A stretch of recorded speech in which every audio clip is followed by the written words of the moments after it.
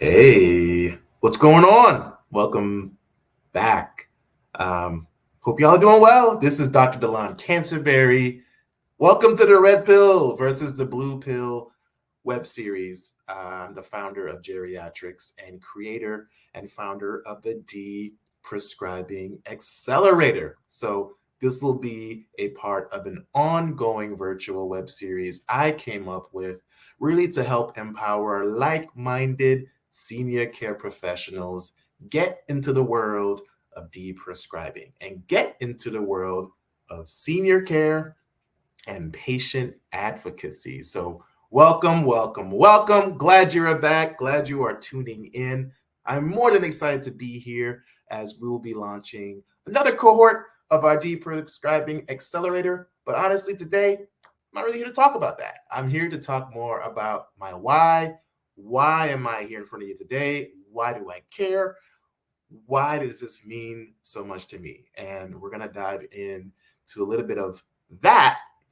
But again, thank you. Thank you for joining in. I see two of you are logged on. Much love. I appreciate you all being here and spending some time to learn more about what is up with geriatrics and how pharmacists are well equipped to become master deprescribers and are already experts at advocating. So we just got to take it to the next level. All right. So appreciate y'all tuning in. Today, we're talking about how geriatric pharmacists, geriatric nurses, nursing homes, but specifically today, we're talking about how pharmacists are missing out on some opportunities to generate revenue using deprescribing, and they are losing money and leaving it at the table. So we're going to talk about why this is so important and really how we can better serve and better advocate for our patients. Hey, what's going on, Doreen? Appreciate you tuning in. What's going on? Naja? Hope you are well. Thank y'all for tuning in for my little TED Talk. So appreciate the love and support of y'all being here. So, let's dive on in. I gotta start with the beginning.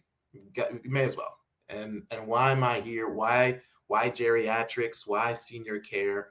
What has led me to really develop this type of service in creating deprescribing action plans for our overmedicated seniors? What's got me here, right? So let's start. Before pharmacy school, I was actually my senior year of college at Emory University in Atlanta.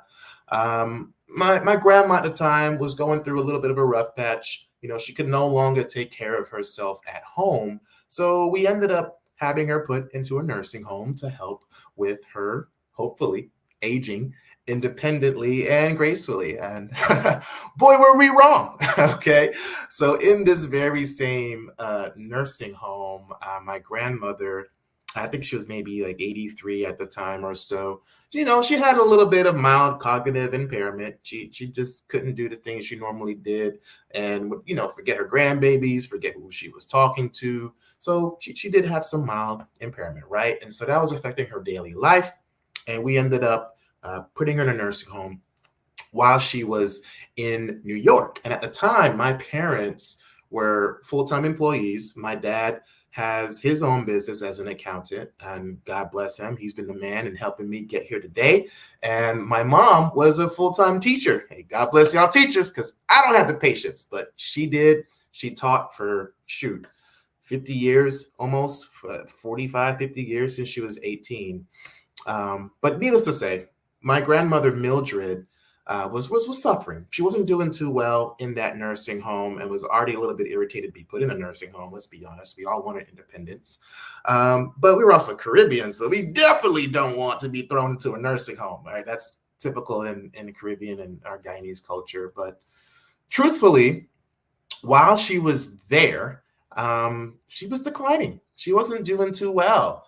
And the nursing home had eventually prescribed ziprasidone, which is, for those who may not know, an antipsychotic medication normally meant for schizophrenia and bipolar disorder. So if you want to be technical, this was completely inappropriate for a nursing home setting because she did not have any of those health conditions. However, here she was with a antipsychotic that was not benign in the least. So the medical supervisor wrote a prescription for ziprasidone, really honestly, to sedate her and control her symptoms, her dementia. So that's what they did. And unfortunately, her dementia had worsened while she was in a nursing home, right? You would think they were equipped to take care of that. But no, her symptoms did decline pretty dramatically, to the point where that nursing home could no longer look after my grandma, Mildred. And we were pretty much forced to take Granny back into our home in Atlanta. And so we trying to move a woman, an elderly woman from a nursing home to Atlanta from New York. Not easy, but I got to commend my parents who put in that effort, and all of the work my dad and mom did in her caregiving and seeking help, home health aides, finding another nursing home. But needless to say, she got worse while she was at home back in Georgia where my parents were.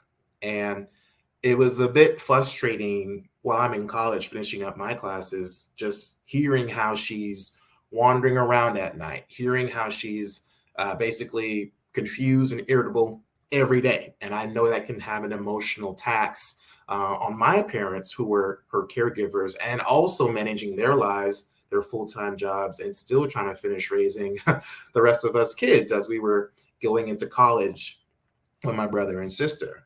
And it wasn't easy. It wasn't easy for them. And so, unfortunately, it took a couple of months of the wandering of my grandma leaving the house. I mean, a lot of wandering, just found in the street, ringing the doorbell at 3 a.m., waking my mom out of her sleep. And it was like, yo, we gotta change something. Something's wrong. And something was wrong. It took us about 4 to 5 months to figure out that it was that antipsychotic medicine that was inappropriately prescribed that led to her significant decline. I mean, she was literally having symptoms of sundowning. Like full moons would make her freaking crazy, right? And even as the sun set, she'd become worse throughout the night. And it was taxing. It was taxing on my parents. And so it wasn't until, get this, a community retail pharmacist. What? Yes, they are superheroes. Yes, they are. I've been there and I've seen the work that they've done, but it wasn't for one. If it wasn't for one who stood up and advocated and literally pushed back against us using this medicine, that eventually was tapered and deprescribed. So about 2 to 3 weeks after, my grandma's severe dementia became just mild, okay? And she resolved back to her normal baseline self. So that was my beginning of like, how many seniors fall through the cracks of our healthcare system? Like, how many seniors? Like, this was a very, very close call. If that pharmacist didn't advocate, I don't know if my grandma would have lived to see 90. I don't. But I'm thankful that it occurred. But that was a moment in my journey into getting into pharmacy school that has never left me. It's a part of who I am, and it's exactly why I'm here today, literally founding a company trying to do what that pharmacist did for every patient I touch. Now, let's fast forward a bit more to later on, right? I finished UNC School of Pharmacy in 2014, 2015, get my license, become a pharmacy manager at the corner of depression and insanity with Walgreens. And I kept seeing the same issues: overmedicated seniors, particularly minority seniors. Elderly Latino and Black patients were the ones who had the most social barriers when they hit my retail counter. And here I am giving 20 shots, trying to fill all these scripts, trying to get these 90-day counts up, trying to get these metrics met. And I still couldn't truly help patients who really needed me in that moment because I didn't have the time. And yes, the corner of depression and insanity was exactly what it was for the last 5-6 years. But yeah, being there burned me the hell out. I got so depressed. I got so angry with our healthcare system and the way we delivered everything. And then even worse yet, how we treated our seniors was what really pissed me off. And it's like, you do all the right things, and here you are, and you can barely get by with your Medicare plan or your pension that you have left over. So that's another story. But needless to say, working in rural North Carolina as a pharmacy manager in Henderson, you keep seeing time and time again these very same patients who are losing access for don't have access to quality care, don't have the transportation means, or there's a brain drain, or there's not enough providers. They don't have it. So you end up seeing the urgent care as your primary care, which is reactive, which is wrong, which is costing the taxpayers money and harming our patients' lives. So needless to say, that got me depressed. And I figured, all right, I cannot do this for 20, 30 more years and be spiritually happy or fulfilled or aligned with my mission as a pharmacist to serve in a capacity that I felt my, I don't know, $400,000 debt would have amounted to after all this schooling and degrees and credentials and investments. And it was heartbreaking. So I decided to step away and think about some other options, right? I got my board certified geriatric credential while I was a retail pharmacist. I got that while I was at Walgreens. And we did see a primarily high geriatric population. So yeah, I wanted to learn more about how I can advocate, because I did not learn this in school. Unless you choose that elective in pharmacy school, it's unlikely you're going to really be seeing geriatric pharmacotherapy and understanding how it works in their body as you age. So anyway, I got that, opened my eyes to so much more. I was like, okay, yeah, we really don't know what's going on. We got to do a lot better with our seniors. So then I started wondering, all right, how can I use this degree? I started volunteering. I got to the community, which is what really makes me happy as a pharmacist and makes me really just tick in general. And I met this amazing nonprofit called Senior Pharmacists. I call them out all the time, but they were my inspiration to developing Geriatrics, which again focuses on telehealth, medication deprescribing, and advocating for seniors. But they were great. They work in Durham, and they literally help Medicare eligible patients figure out how to maneuver the best Medicare plan. Hey, Mariko, hope you're doing well. Hey, Scott, what's going on, man? And appreciate y'all tuning in live. But yo, they blew my mind. I was like, whoa, we can deliver healthcare the right way. We can do MedRex. We can do deprescribing. We can talk to the doctor as a team. We could provide value-based care. We can do this right. They had partnerships with social workers and medical students. I mean, it was an ongoing, continuous educational process. And I was like, damn, why the hell isn't all of America doing this? And we have the means and the capability to, so why not? So I said, well, F it, I'm gonna do it myself. And that's what I'm here to do in front of you. So I developed a similar model, but I focused specifically on deprescribing, particularly in our senior populations who we know statistically are overmedicated, who have the highest probability of having adverse events, falls, morbidity, mortality. You can name all the HEDIS measures you want, but they all affect quality outcomes. And they affect whether your loved one's going to be aging gracefully or having a near miss like my granny did with having inappropriate antipsychotics being prescribed for her dementia, which was worsened.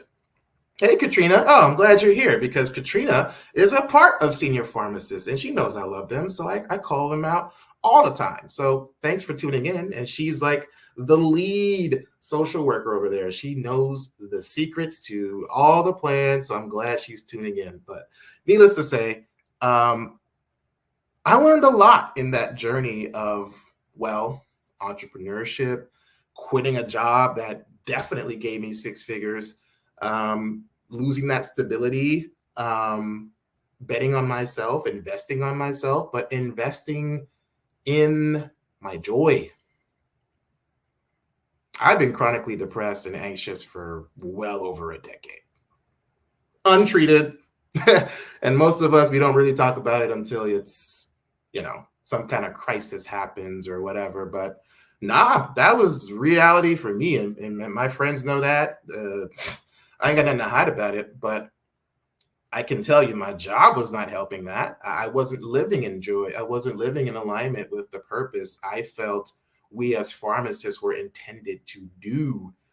I felt we lost that mission when I came to that setting, and it broke my heart. So I just was like, I can't do this. What's another way? And so the other way was, I'm gonna do it myself, with the help of many who've gotten me here in this space, to be real.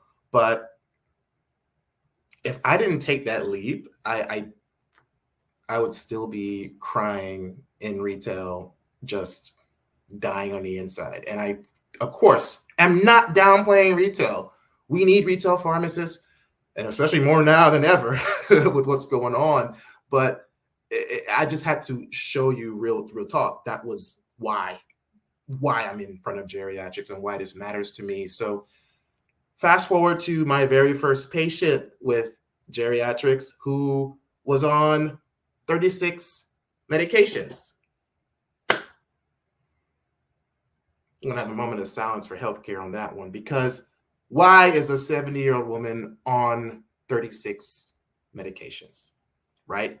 I don't know, but I'm thanking God that this woman came to me, her family came to me and wanted me to do a medication review. And what was a simple medication deprescribing consult turned into a life-saving intervention, where this patient was deprescribed from 36 meds down to 8 medications and managed to avoid being involuntarily committed into a nursing home. Yes, she was on 36 medications. There were at least 8 different duplicate therapies. There were at least 2 prescribing cascades, as an example. And there was polypharmacy. There were like 4 different doctors who weren't talking to each other. So what they were trying to treat for their one little siloed condition became another issue for the other condition. So they're not treating the other condition because of that condition. And it became a circle of madness. So this is a pretty common example of polypharmacy and prescribing cascades in, unfortunately, in our seniors, which we see often. So it's very complex to weave through this and figure out what's causing what. And this is why you need to really befriend your pharmacist. But let's be real here. In starting this journey, if I didn't address that place of darkness that I was dealing with, I would not be in front of you today. If I wasn't almost fired from this job, fired from that job, if I didn't take this leap, if I didn't invest in coaches, if I didn't learn how to make this a viable income for me, I would still be in that hell, taking double the dose of my currently used Xanax and citalopram. So needless to say, our healthcare system sucks.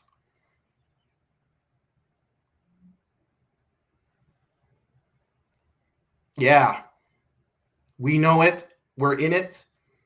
We live it. We're a part of it. We kind of have to do it, but it's true. It's always sucked. And we reward the wrong things. We incentivize the wrong things. We love fee for service and don't care about value-based models. Now, there are people that do, but overall, like 90% of all services are based on fee for service models, I believe, from Medicare reimbursements. So that's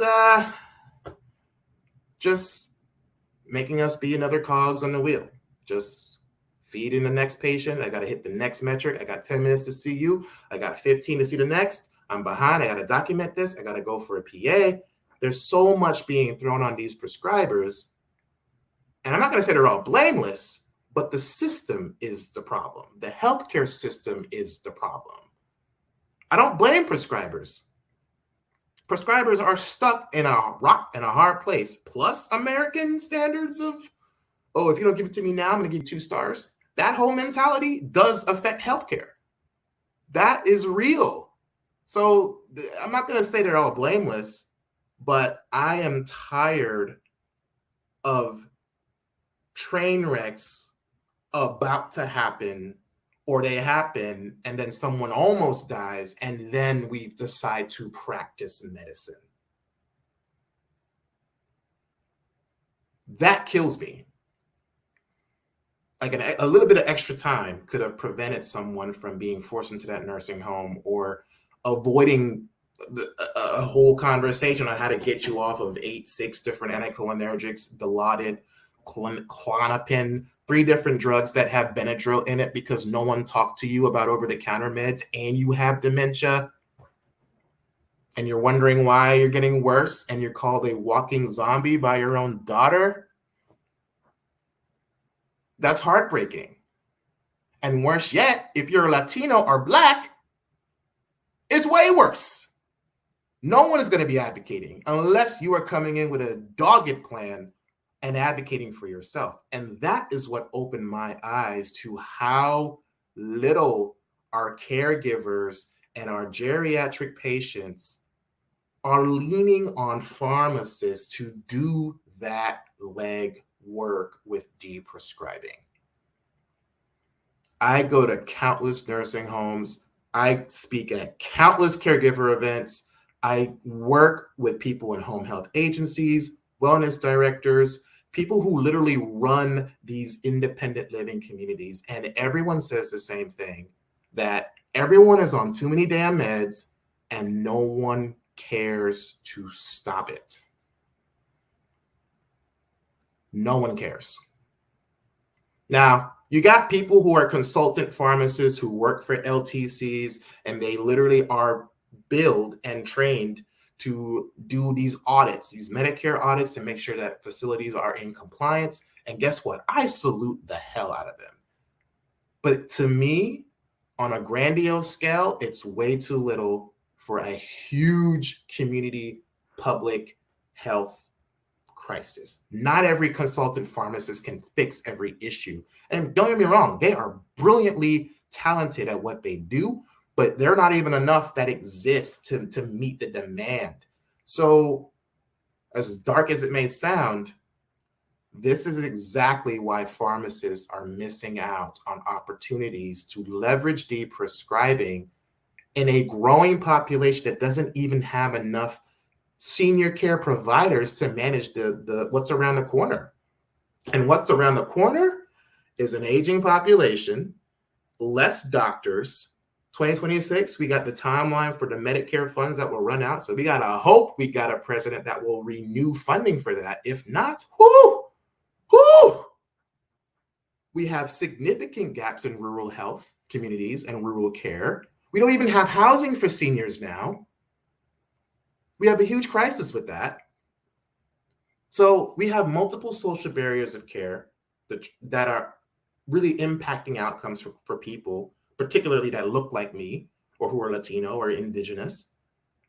And again, we know this is an issue. We just pass the buck. Just pass the buck. Well, I didn't write that script, so I don't want to worry about it. Or well, I don't want to bring that up because I'm just I'm scared. Thank you, Ashley. But yes, and Ashley made a good point. I'll read the comment.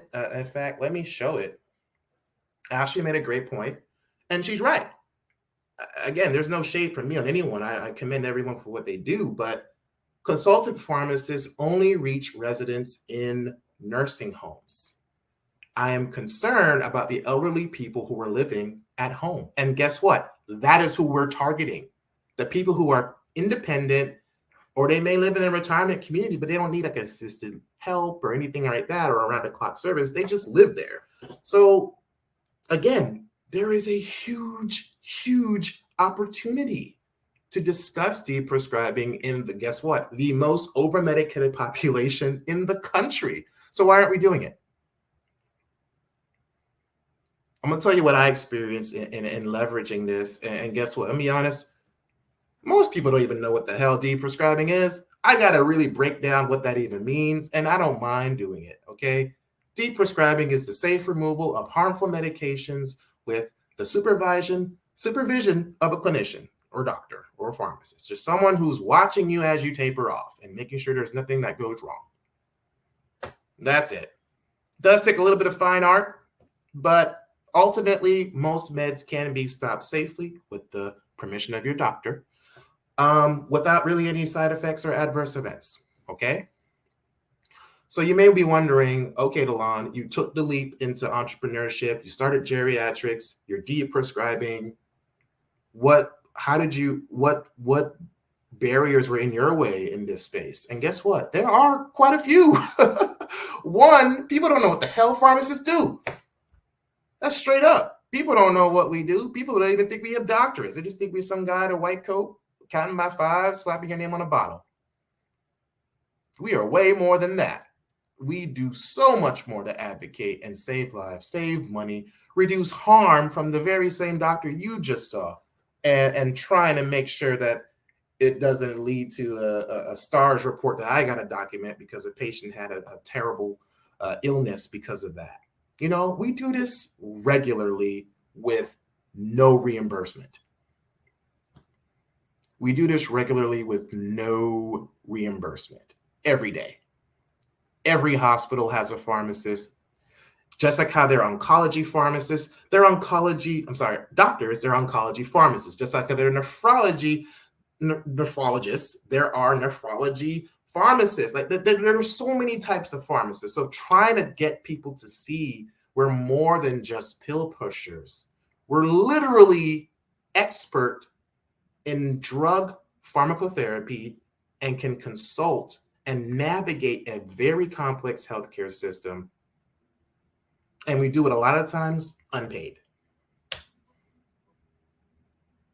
So what did I face? First of all, educating the community on what the hell we do. That takes time. Fine. That's cool. But what I also faced was questioning myself. You know, because insurance ain't gonna pay me for this.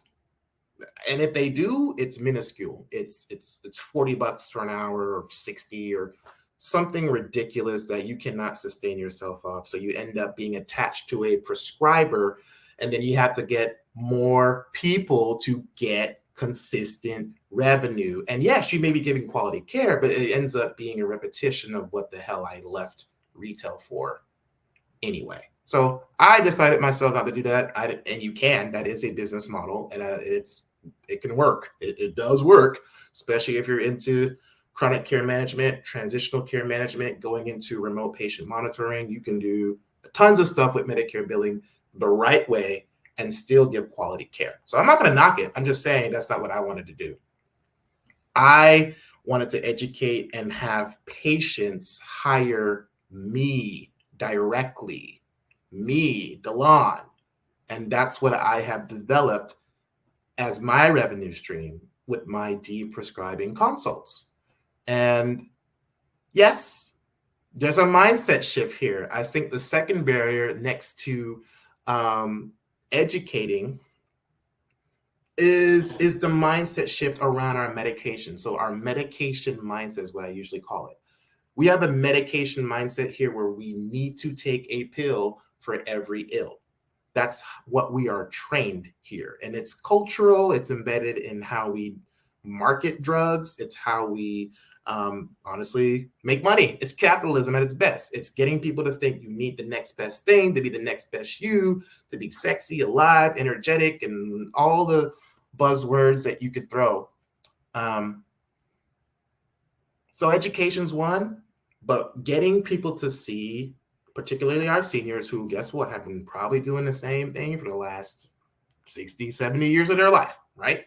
After a while, it's kind of hard to tell someone what to do, and I get that.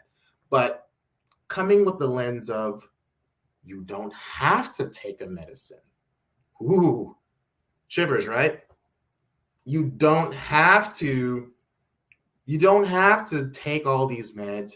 You don't have to feel trapped by your pill box.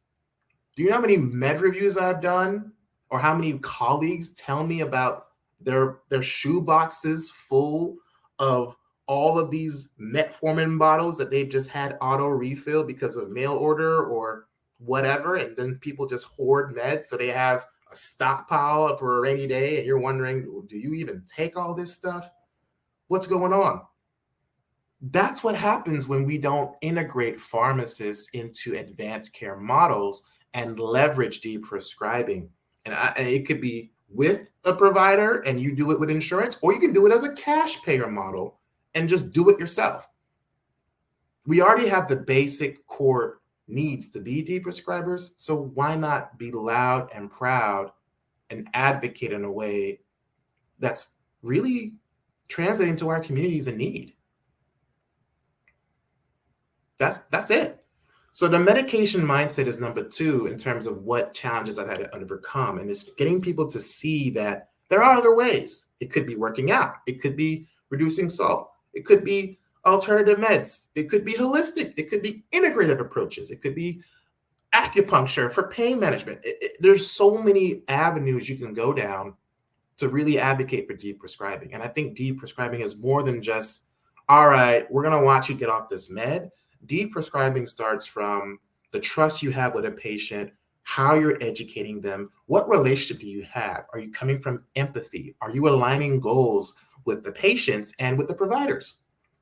And are you able to have a symbiotic relationship where everyone wins? That's all deprescribing is. And I think this is what the hell we were supposed to do when we got into healthcare. Work together, have multiple eyes on the same patient, and show the same love and care. Stopping harmful medications in seniors isn't as hard as you may think. Now, complex-wise, yeah, sure, you may have some really strong cases, like 36 meds. Yeah, it's going to take you a little bit of fine-tuning. But I'm talking about getting rid of the unnecessary omeprazoles and ranitidine and random acid reflux meds that they had for 15 years, and no one decided to stop it because they just said, well, I've been on it for so long. That's no longer an excuse. That is no longer an excuse because I've been on it for so long, and that is what leads to harm. So what did I learn from this? I learned that advocating is so needed.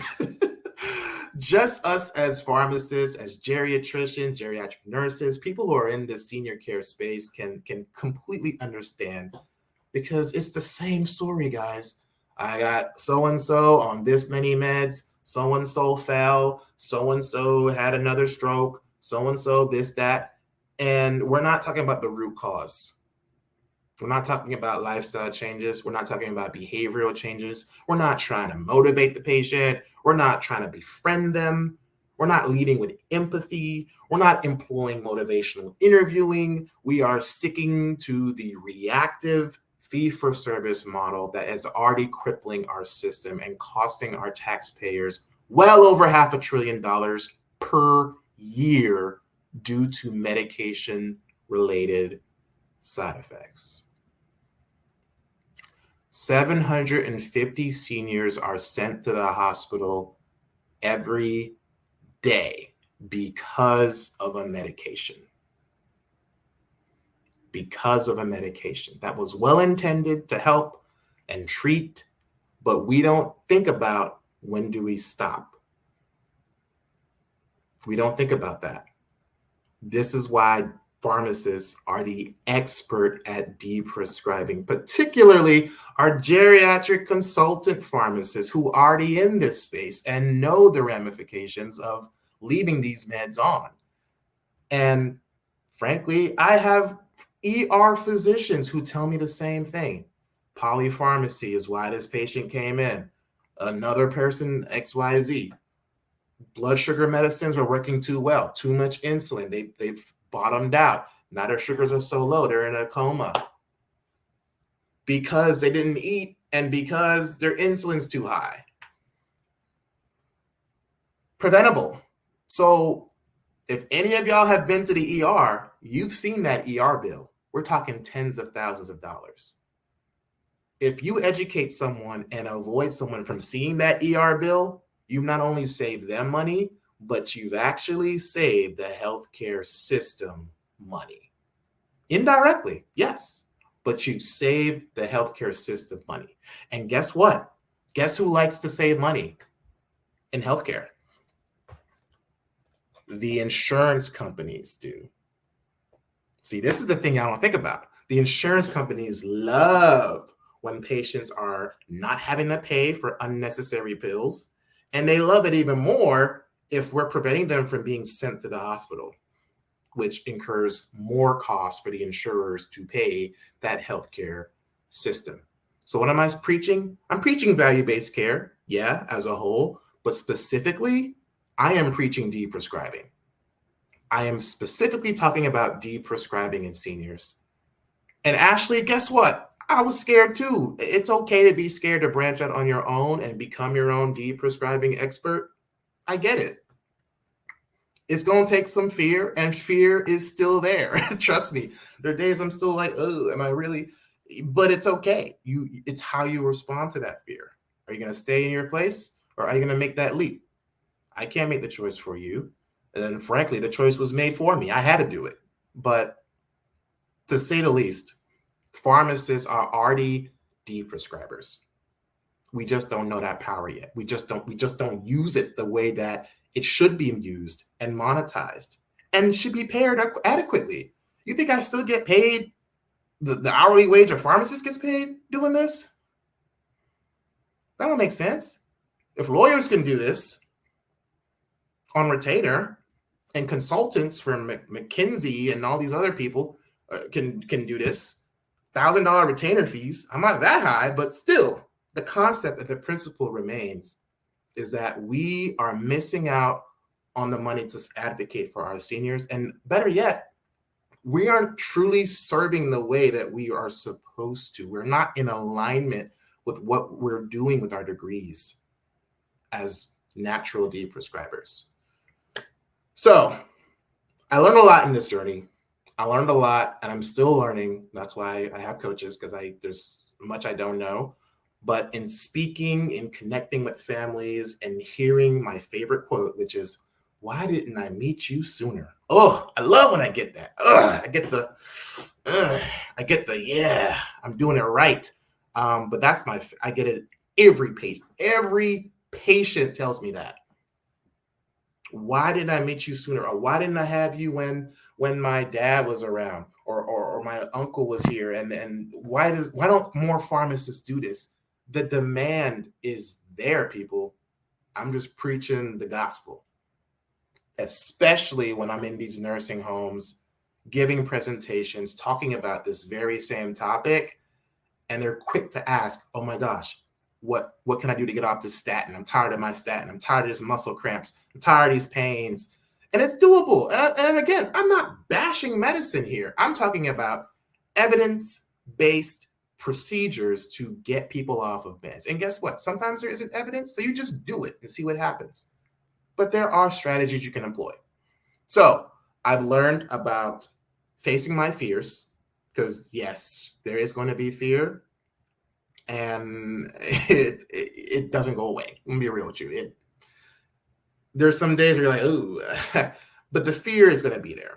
And it's okay. You roll with it, you embrace it, you fail forward, and you continue moving on. I've learned how to be an advocate. And so in this space, I mean, just talking about deprescribing gives me residual income. So you can do the same thing. I don't have to be the only one. I want everyone to talk about this. That's my goal. I learned how to use my voice. I learned how to educate and teach, which I guess ironically is what my mom has done all her life. So I guess I am my mom's son, because I thought I hated teaching, and funny enough, I'm literally doing what she's doing. It's funny how that works. So that was round one. And then the big win was serving a higher purpose. The biggest win for me was serving a higher purpose, was being in alignment with what I think God wanted me to do, intending what I wanted to do. And it finally feels good to be in this space. So the topic today is how geriatric pharmacists, but not just pharmacists, also nurses, also clinicians in the senior space, period. Nursing homes, they're losing out on opportunities because they're not leveraging deprescribing. They're not talking about the problem. They're subtly feeding the problem because they have to survive. I get it. There's a mixture of capitalism and healthcare, and it's really tough to separate them completely, even though I wish we could in this world. We can't. It's a tough world, but we all have to eat. But in this journey, I know in my heart we can all achieve this together, making deprescribing the standard of care, making it the mainstay. But more importantly, we got to serve our seniors, man. Like, why are we leaving them to be another statistic? Why are we waiting for the problem to happen when we can actively do a review, and don't just do it once, continuously do it until they're down to 5 meds or less? We have that power, so use it. So today was my why. Today is why I'm in front of you. And I hope this was helpful. So this speaks to what opportunities there may be with deprescribing, but more importantly, why the hell do I care? Why am I talking about this for the last 2 years? And I won't stop talking about this until healthcare changes. That's my TED Talk. But yes, there'll be more tomorrow. I'll be doing another a series on this. Of course, this will be going on for the entire month of August. So we will dive more into some pretty easy tips that you can start using and leveraging deprescribing into your practice. Of course, whether you're a pharmacist, want to do your own thing, or if you want to be an entrepreneur within your business and you want to really change senior care. That's the goal of our program. So stay tuned for more details. I'll be back tomorrow around the same time. Much love, and see y'all next time.